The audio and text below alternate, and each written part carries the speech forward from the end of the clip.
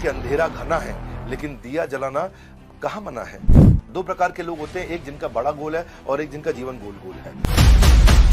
100 जगह 1 फुट गड्ढा खोदने से पानी थोड़ी मिलता है, एक सही जगह पे 100 फुट गड्ढा खोदेंगे तो पानी मिलेगा। आपके पास कुछ भी नहीं है पर सब कुछ जुटाने की क्षमता है। हर नेगेटिव इंसिडेंट में एक पॉजिटिव इंटेंट छुपा हुआ है। मैं इतनी दूर आया हूं यहाँ रहने के लिए नहीं और आगे जाने के लिए। पड़े हो किस चक्कर में, कोई नहीं है टक्कर में। माना है कि अंधेरा घना है लेकिन दिया जलाना कहाँ मना है।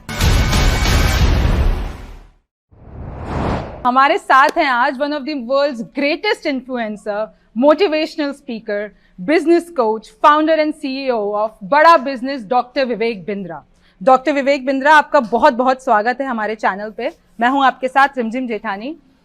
सबसे पहला मेरा सवाल यही है कि आपने अपने प्रीवियस इंटरव्यूज में ये कहा है कि कैसे श्रीमद् भगवत गीता ने आपकी लाइफ चेंज कर दी। इनफैक्ट आपने काफी साल वृंदावन में भी बिताए हैं। वृंदावन और जो गुरुकुल का समय था वो 2005 जून से 2008 जून तक 3 साल रहा। ये तब था जब मैंने अपनी एमबीए कंप्लीट करी, जून में मैं पास आउट हुआ और उसके बाद 3 साल के लिए मैं गुरुकुल में रहने के लिए, ब्रह्मचर्य आश्रम में शास्त्रों को पढ़ने के लिए, स्क्रिप्चर्स को स्टडी करने के लिए, उस डेप्थ को अपने इंटेलिजेंस के, अपने माइंड के और वास्तव में अपने यानी कि सोल की डेप्थ को समझने के लिए, उस नॉलेज को ग्रैब करने के लिए, उसी ने मेरा जीवन परिवर्तित किया। तो भगवत गीता जो है बहुत ही गहरा ग्रंथ है। वहाँ पे ना जो है कृष्ण के माइंडसेट का एक्सेस मिलता है। हम ये क्यों कोट्स पढ़ते हैं इलॉन मस्क के, हम क्यों पढ़ते हैं कुछ और बड़े बड़े एंटरप्रेन्योर्स हैं दुनिया भर में जिनको हम पढ़ते हैं, सुनना चाहते हैं, क्योंकि हम देखना चाहते हैं वो कैसा सोचते हैं, वो कैसा कठिन परिस्थिति में उनकी क्या विचारधारा, उनकी फ़िलॉसफ़ी क्या है। वो फ़िलॉसफ़ी, वो विचारधारा मुझे कृष्ण की जाननी थी, जिन्होंने भगवत गीता को स्टीयर किया, अर्जुन के साथ में हम सबको वो ज्ञान दिया। तो शुरुआत वहीं से हुई थी। कुछ ही सालों के अंदर मैंने सारे शास्त्र पढ़े और फिर उसके बाद मुझे सेवा दिया गया कि मुझे उन पर कुछ कथा प्रवचन भी करना है। और आई थिंक उसी का कहीं ना कहीं एक वो इंडिकेट कर रहा है, आज वो नज़र आ रहा है, वो रिफ्लेक्ट कर रहा है मेरे इस बिज़नेस के अंदर भी। तो मेरा दूसरा सवाल ये है कि काफ़ी लोग अपना बिजनेस खोलना चाहते हैं। यंग पीपल वांट कि हम बड़े होके बिजनेसमैन बने, but they end up doing jobs. तो what do you think is the main reason behind this? देखिए, बिजनेस मॉडल और रेवेन्यू मॉडल को पहचानना बहुत जरूरी है और उससे पहले जो मन से हार जाते हैं उनके लिए मैं 3 बातें कहूंगा। The inability to control their mind and emotion, second inability to take tough decisions in tough situations, third मुझे लगता है वो फेलियर को सक्सेस में कन्वर्ट करने की वो क्षमता, वो करेज नहीं रखते। एक एंटरप्रेन्योर होने के नाते मैंने अपने बिजनेस में करोड़ों रुपए का नुकसान भी देखा और करोड़ों रुपए का नफा भी देखा है। वो दोनों को देखते वक्त जब आप सेम मानसिक परिस्थिति के साथ में इस बिजनेस को ड्राइव करने की जो क्षमता है वो एक अच्छे एंटरप्रेन्योर के पास होती है। अगर आप कोई भी डिजायर जब आपके गोल स्टेटमेंट के बाहर होती है, जो कृष्ण का कहते हैं कि यही जगत की रीत है, यही कृष्ण का गीत है, मन के हारे हार है और मन के जीते जीत है, तो ये हम हमेशा सुनते हैं। तो मुझे ऐसा लगता है कि ये एबिलिटी बिल्ड करना कि वो टफ सिचुएशन के अंदर आगे बढ़ सके। See you never fail in life, it's if you ever failed in life simply means, या मैं इसको ऐसे कहूंगा, if you never failed in life it simply means that you are playing way too safe. So the biggest risk in your life that you can take is by not taking any risk at all. तो ये job से बाहर निकल के क्योंकि job ना जो है, तनख्वाह जो है वो एक ड्रग की तरह है, वो ऐसा एक नशा है जो आपको हर बार 1 तारीख को, 30 तारीख को, 5 तारीख को, 7 तारीख को मिलता है। अच्छा, अब बात करते हैं बिजनेस स्ट्रैटेजीज की, जो कि ओवर द इयर्स काफी इवॉल्व हुई और बदली है। So what do you think is the major difference between पहले का दौर और आज का समय for startups and businesses? How it has changed? पिछले 10 साल में सब कुछ बदल गया है, दोबारा से कंप्लीटली चेंज हो गया। अब डिजिटल एंटरप्रेन्योरशिप है, फिजिकल एंटरप्रेन्योरशिप नहीं है। हाँ, अब देखो कुछ अच्छी एक बड़ी ऑर्गेनाइजेशन है, वो फ्रेंचाइज की कंसल्टिंग करती है, लोगों को फ्रेंचाइजी दिलाती है। वो कॉन्फ्रेंस हॉल्स में बुलाते थे लोगों को, बड़े बड़े मीटिंग्स करते थे। तो उसके चेयरमैन, मैं नाम नहीं लूंगा, मेरे साथ बैठे थे अभी 3-4 दिन पहले, और अब वो क्या बोले कि पहले हम किसी को एक फ्रेंचाइजी दिलाते थे कि आप इसका मिठाई का फ्रेंचाइजी ये खोल लेगा आपके साथ, या स्कूल का फ्रेंचाइजी या किसी रेस्टोरेंट का फ्रेंचाइजी देते थे। तो बोले पहले हम उससे एक फ्रेंचाइजी दिलाने के बदले में उससे 1 लाख रुपए ले लेते थे, 2 लाख रुपए, 5 लाख रुपए ले लेते थे। बोले आज वही फ्रेंचाइजी उसको फेसबुक में 2 लाख रुपए की जगह 200 रुपए में मिल जाता है। फेसबुक पे ऐड लगाता है, उसको लीड मिल जाती है। ये डिजिटल एंटरप्रेन्योरशिप का समय बहुत तेज बदल चुका है। इस समय जो बदलाव है, उस बदलाव में जितना आप कंज्यूमर के नजदीक रहेंगे, जितना कस्टमर के नजदीक रहेंगे, so the creator and consumer has to stay close. जो प्रोडक्ट और सर्विस आप बना रहे हो और जो प्रोडक्ट और सर्विस को कंज्यूम कर रहा है, वो दोनों जितना नजदीक बैठेंगे, फीडबैक के माध्यम से डिजिटल एंटरप्रेन्योरशिप से आप स्केल करके दुनिया भर में आज पहुंच सकते हैं जो पहले नहीं पहुंच सकते थे। अच्छा, तो अब आज के वक्त की बात करें तो सोशल मीडिया कितना स्ट्रॉन्ग रोल प्ले कर रहा है और इसको बेस्ट वे पॉसिबल कैसे यूज किया जा सकता है? देखिए देवी जी, सबसे पहली चीज, आपका बड़ा अच्छा प्रश्न है ये। पहले बिजनेस था ट्रांजैक्शनल, किराने स्टोर का, माल दो पैसा लो। उसके बाद डिजिटल ट्रांजैक्शन का समय आया, D2C, India mart, just dial. उसके ऊंचा जो बिजनेस होता है उसको बोलते हैं यूटिलिटी बेस्ड बिजनेस, उसको बोलते हैं ओला, उबर, ओयो। उसके और ऊपर जाते हैं तो ई कॉमर्स का बिजनेस है, Amazon, फ्लिपकार्ट, इनके बिजनेस बहुत बड़े हैं। इनसे भी ऊपर जाते हैं तो फिनटेक है, जो सबकी ट्रांजैक्शन को सेटल करता है, पेटीएम है, गूगल पे है, भारत पे है, ये पे, वो पे, मेरा पे, आपका पे।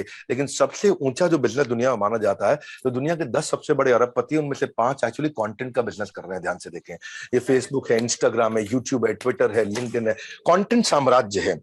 इसीलिए आपका प्रश्न था कि सोशल मीडिया कितना महत्वपूर्ण है। सोशल मीडिया महत्वपूर्ण नहीं है, सोशल मीडिया सब कुछ है। अच्छा, हम ये मार्केट और इनकम और बिजनेस की बात कर ही रहे हैं, तो हाल ही में एक मैं रील देख रही थी जिसमें एक बच्चे ने आपसे पूछा था कि 2 लाख को 2 करोड़ में कैसे मैं कर सकता हूँ। आपका क्या क्वेश्चन है? कितने साल का है भाई? 12 साल का। कुर्सी पे खड़े हो भाई। 4 पॉलिसी बेच ली और 2 लाख प्रीमियम कर लिया। हाँ, और उसमें से 1 लाख रुपए जितना, 50,000 रुपए जितना मैंने अर्न किया है। तो मैं, ये क्वेश्चन है कि अभी वो 2 लाख को मैं 2 करोड़ कैसे करूं? अच्छा, जोरदार। देखिए, पैसा बाद में डबल होगा, पहले माइंडसेट को डबल करना है आपको, पहले माइंडसेट को बिल्ड करना है। Wherever you focus your mind gets zoomed in. जिधर फोकस करेंगे वो बड़ा हो जाता है। मुद्दा ये है, एक ऑब्सेशन स्टेटमेंट होना चाहिए, नहीं तो आदमी चवन्नी लाल रह जाएगा, छोटी छोटी चवन्नी में फंस जाता है। 2 प्रकार के लोग होते हैं, एक जिनका बड़ा गोल है और एक जिनका जीवन गोल गोल है। आपको पहले तो ये समझना होगा, अपने आप को पहले मेंटली प्रिपेयर करना है। हर नेगेटिव इंसिडेंट में एक पॉजिटिव इंटेंट छुपा हुआ है।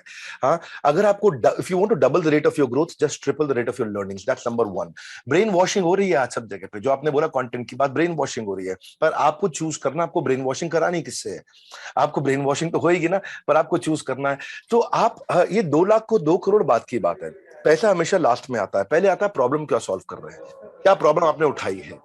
इसलिए imagine how powerful you will become when you start finding out the greatness in your existing negative incidents. How good are you in finding the lessons of your negative emotions. वहां से निकलने की क्षमता। तो पहले पर्सनल इफेक्टिवनेस, फिर interpersonal आएगी, फिर कम्युनिटी और फिर ऑर्गेनाइजेशनल। तो आप लोग हमारे पास आते हैं, पहले पूछते हैं भाई प्रॉफिट कहां पे है? प्रॉफिट आउटकम है, प्रॉफिट गोल नहीं है। कस्टमर की प्रॉब्लम सॉल्व करना गोल होता है और उसी के अराउंड काम करना। मैसिव एक्शन प्लान्स वही लेने हैं, क्योंकि अगर आप वही करते रहे जो करते आ रहे थे तो आपको वो भी नहीं मिलेगा जो मिलता आ रहा था। अब तो जमाना बहुत तेज बदल गया है। सो कोई दिक्कत नहीं है गलती करने में, no problem in committing a mistake, but problem is when you're repeating the same mistakes every time. अभी आपने हाल ही में एक ट्वीट किया था एलन मस्क का कोट कि इट इज, मैं वो पढ़ देती हूँ कि I think it is possible for ordinary people to choose to be extraordinary. तो मैं यही जानना चाहती हूँ, how to be extraordinary in everything you do. अगर आपको एक्स्ट्राऑर्डिनरी बनना है, नंबर 1 चीज क्या है इसके अंदर? नंबर 1 चीज, एक्स्ट्राऑर्डिनरी लोग वही बनते हैं जो हमेशा बहुत फोकस्ड रहते हैं। उनको लगता है कि जो मैंने वैल्यू क्रिएट करना है वो, देखो शुरू में मुझे समझ में आ गया था एक बात कि जो काम मेरे को करना है ना, वो अपनी गली में, अपने मोहल्ले में नहीं, अपने शहर में नहीं, मेरे को सुपर स्पेशलिस्ट बनने का, भीड़ में नहीं रहना है। तो वो सुपर स्पेशलिस्ट बनने के लिए कितना वैल्यू आप क्रिएट कर पाते हैं, कितना तूफान डाल पाते हैं, छोटा छोटा। अब वो कहते हैं कि आज अगर सीढ़ी चढ़ के ऊपर जाऊंगा मैं 10 माले तक, तो आर्नोल्ड तो बन नहीं जाऊंगा। तो क्योंकि आज आर्नोल्ड नहीं बन जाऊंगा तो इसलिए मैं चढ़ता ही नहीं। छोटे छोटे इंप्रूवमेंट्स उस एक्सीलेंस के अराउंड, अपने करंट पोटेंशियल को बड़ा कर दो। अब मैं, आप और यहाँ मौजूद जितने व्यूअर्स, सबके पास बराबर पोटेंशियल है। समस्या क्या है? हमारा बिलीफ सिस्टम कमजोर है, वो हमारे पोटेंशियल को बाहर निकलने नहीं देता है। उस बिलीफ सिस्टम को खुद ही बड़ा कर सकता हूं मैं, और कोई नहीं करेगा। कैसे करूंगा? 2 चीजें करके करूंगा। ऐसे लोगों के साथ उठूंगा बैठूंगा जिसका बिलीफ सिस्टम मजबूत है, और दूसरा, मैं परिस्थिति से प्रभावित नहीं होऊंगा, मनस्थिति को बिल्ड करूंगा। ये 2 चीजें हो गई कि मेरे साथ कोई बुरा हो रहा है तो मेरी मनस्थिति कैसी है, परिस्थिति नहीं देखूंगा मैं कभी भी फोरग्राउंड नहीं देखूंगा, बैकग्राउंड देखूंगा, मैं कभी भी फ्रूट्स नहीं देखूंगा, मैं रूट देखूंगा। और दूसरा जो मैंने बताया, ऐसे लोगों के बीच में आपको भीड़ में फेंकना पड़ेगा अपने आप को जो एक्स्ट्राऑर्डिनरी है। एक्स्ट्राऑर्डिनरी की बात करें तो अभी 2020 में आपको पहला गिनीज रिकॉर्ड मिला था और इन 2 सालों में आपके पास 8 ऐसे टाइटल्स आ चुके हैं और उस टाइम पे कोविड क्राइसिस भी चल रहा था। तो ये समय आपके और आपके बिजनेस के लिए कैसा रहा? पहला वर्ल्ड रिकॉर्ड का अटेम्प्ट हमने करने से केवल 5 दिन पहले सोचा था, प्लान किया, इवेंट किया, वर्ल्ड रिकॉर्ड हो गया। फिर हमने सेल्स पे वर्ल्ड रिकॉर्ड बनाया। जब हम वेबिनार करते लाखों लोग आके देखते हैं। स्ट्रैटेजी पे बनाया, रिटेल पे बनाया, स्टार्टअप पे बनाया, लीडरशिप पे बनाया, हमने बहुत सारे सब्जेक्ट पे बनाए गए।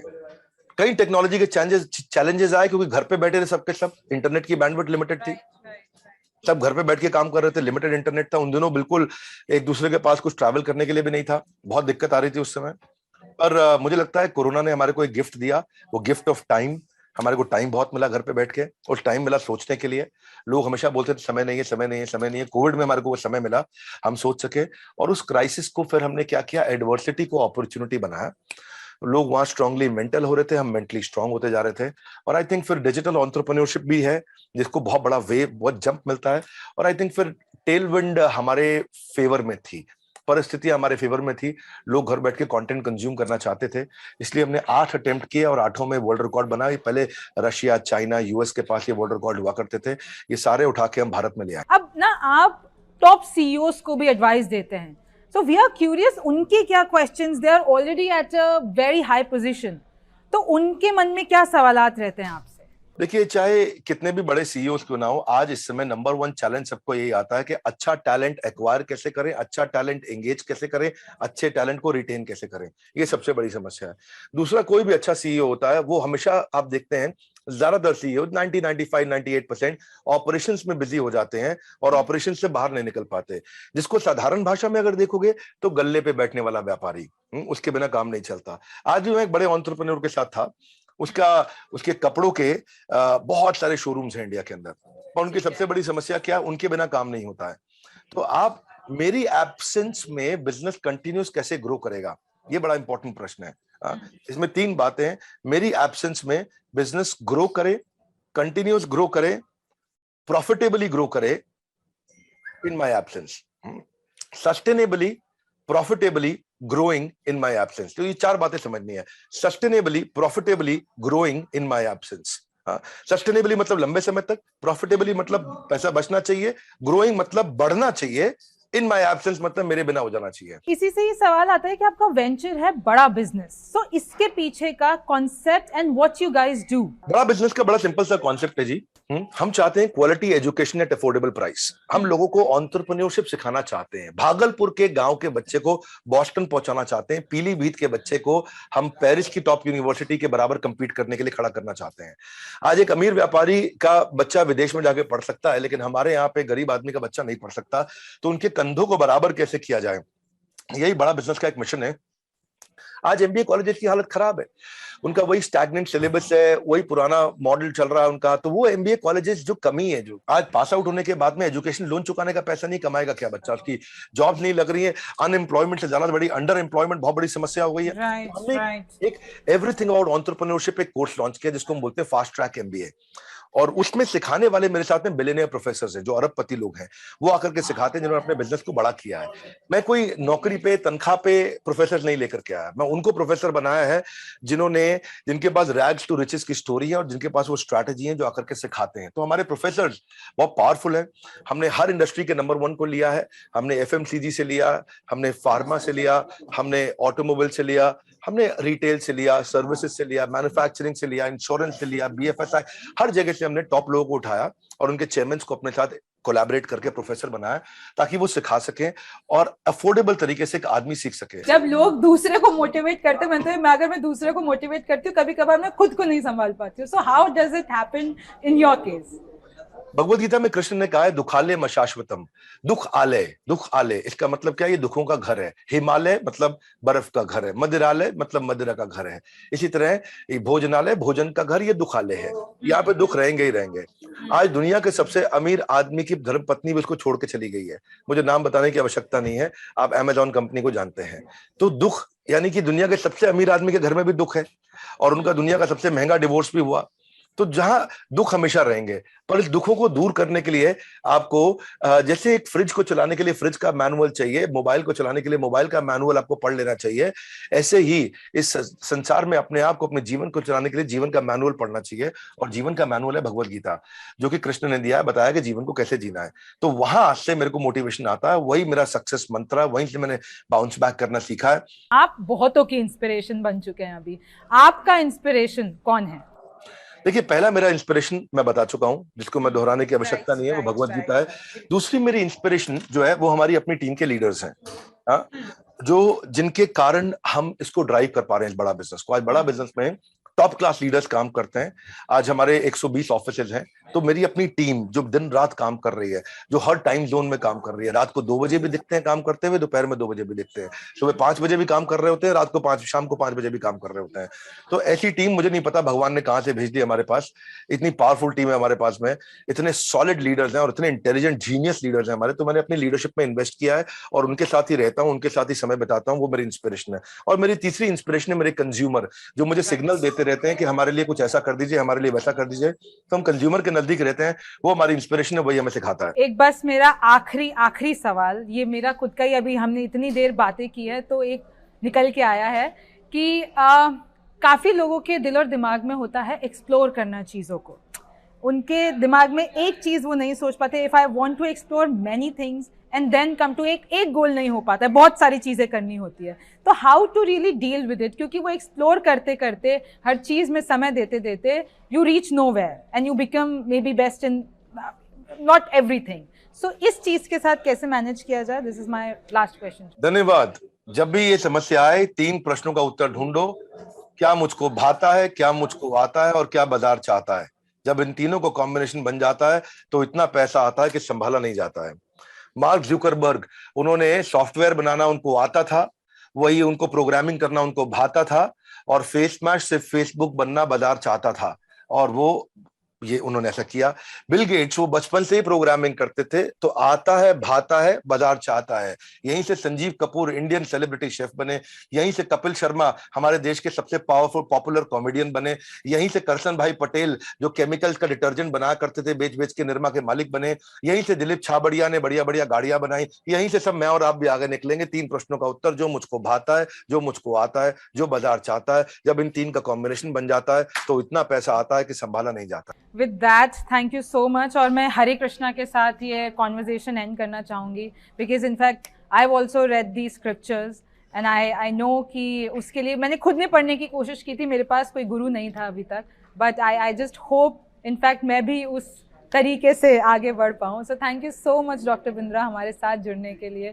Thank you. Thanks Devi ji, thank you very much.